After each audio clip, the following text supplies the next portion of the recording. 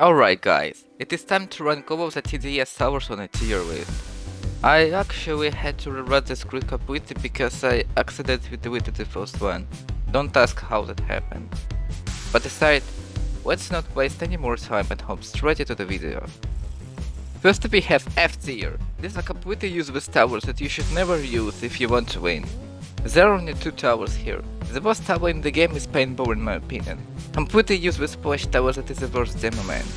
And second worst tower has to be Scout.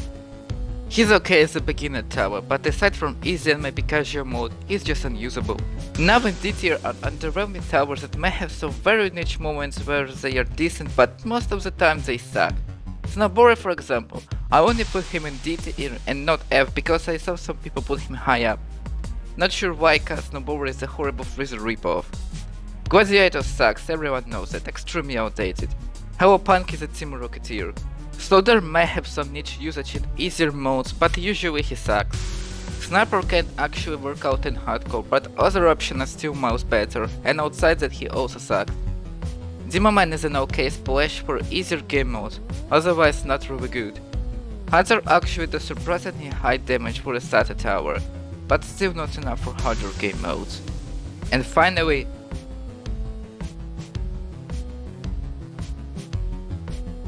Assassin might have some potential, but I can't really say it. Weird tower honestly. May move to C tier. These are average or slightly below average towers that can be used, but generally there are better options. We start with Militant, who is very boring, but for easier game modes he will work out as a minigunner replacement. Nothing more though. Cowboy is outclassed by farm eco-wise, but can sometimes be handy if slots are limited. Slasher is overpriced for what he offers, just use Brawler. Razor is your average cal controller, can't really say much. Commander is an okay choice for DPS without crowd control built in it, but generally outclassed. Just a fellow hot but can rarely shine. Pyro is just a decent option if you need crowd control. Ace Pilot kinda fellow but still has usage in hardcore. Frostbuster is a slightly better freezer.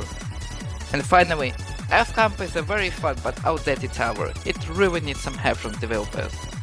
B-tier towers are usually good options that are not quite meta but still good enough. I'm still not decided on Archer and he might be way lower in a tier list since the nerf he received, but I still think he is a really good mid-gamer. Executioner has potential but is too buggy and awkward to be any higher. Crook Boss is a viable mid-game option but struggles on harder modes. Someone said Elemental is underrated and honestly I trust him. Trapper slightly fell off but is still good on fallen strategies.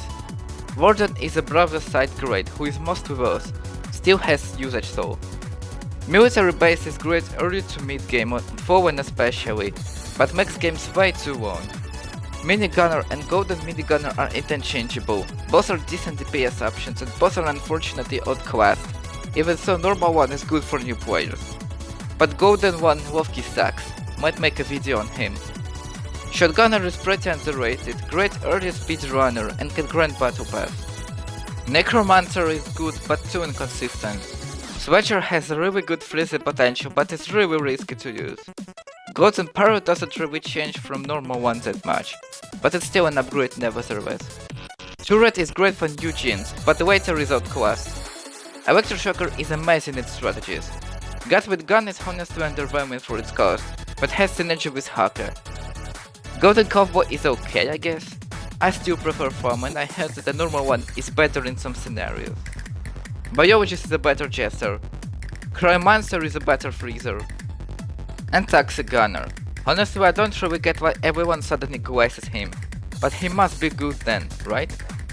Now we have A tier towers. These are very viable and wacky meta towers higher up the tier that you should use.